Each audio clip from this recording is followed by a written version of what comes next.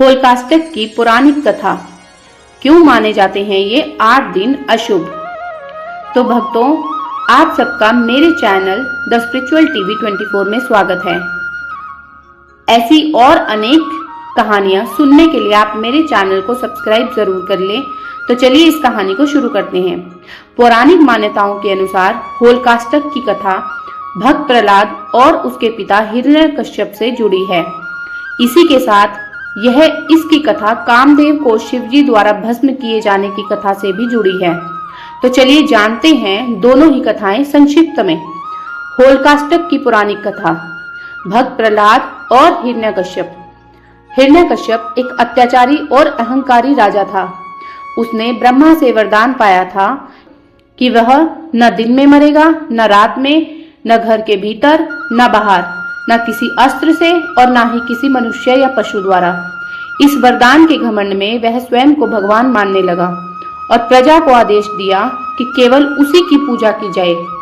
लेकिन उसका पुत्र प्रहलाद भगवान विष्णु का परम भक्त था। वह हर समय नारायण का नाम जपता और विष्णु भक्ति करता था। यह बात हिरण्यकश्यप को बिल्कुल भी पसंद नहीं थी। उसने प्रहलाद को समझाने की बहुत कोशिश की, लेकिन जब वह नहीं माना तो उसे मारने के अनेक प्रयास किए। भक्त प्रहलाद को दी गई प्रताड़ना। हिरण्यकश्यप ने प्रहलाद को ऊंचे पर्वत से गिराया, विष पिलाया, हाथियों से कुचलवाया, समुद्र में फिकवाया, लेकिन हर बार भगवान विष्णु की कृपा से प्रहलाद बच गया। अंत में उन्हें आग से जलाने की साजिश रची गई। हिरण्यकश्यप की बहन होलिका को यह वरदान प्राप्त था कि वह आग से नहीं जलेगी। राजा ने आदेश दिया कि होलिका अपनी गोद में प्रहलाद को लेकर अग्नि में बैठे ताकि प्रहलाद जल जाए, लेकिन उल्टा हुआ।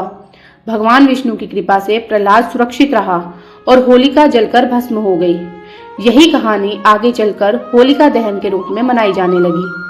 भगवान श्री नरसिंह द्वारा हिरण्यकश्यप का वध। जब हिरण्यकश्यप ने प्रहलाद से पूछा कि उसका भगवान कहाँ है, तो प्रहलाद ने कहा कि वह हर जगह है, इस स्तंभ में भी है। राजा ने क्रोध में स्तंभ पर प्रहार किया और उसी समय भगवान विष्णु ने नरसिंह रूप में प्रकट होकर संध्या समय द्वार की चौखट पर अपनी जांघों पर नाखूनों से हिरण्यकश्यप का वध कर दिया। इस प्रकार वरदान की शर्तें भी पूरी हुई और अधर्म का अंत हुआ। होलकाष्टक की पौराणिक कथा।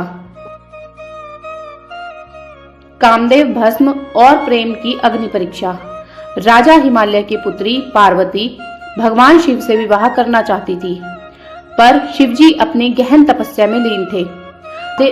पार्वती की सहायता के लिए कामदेव आगे आए और उन्होंने शिवजी पर प्रेम बाण चलाया, जिससे उनकी तपस्या भंग हो गई। क्रोधित होकर भगवान शिव ने अपनी तीसरी आंख खोल दी, जिसकी ज्वाला से कामदेव तुरंत भस्म हो गए। यह घटना फाल्गुन शुक्ल अष्टमी को हुई और तभी से होलकाष्टक की परंपरा शुरू हो गई। कामदेव की पत्नी रति ने शिवजी से अपने पति को पुनर्जीवित करने के लिए 8 दिनों तक प्रार्थना की। रति की तपस्या से प्रसन्न होकर शिवजी ने कामदेव को दूसरे जन्म में रति से मिलने का वचन दिया।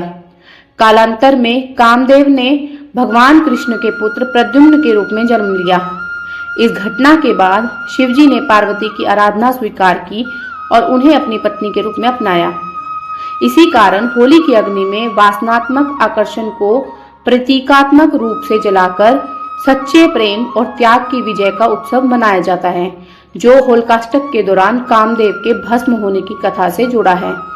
तो भक्तों, ऐसी और अनेक कहानियां सुनने के लिए आप मेरे चैनल को सब्सक्राइब करना ना भूलें और मेरी वीडियोस को लाइक करते चलें। धन्यवाद।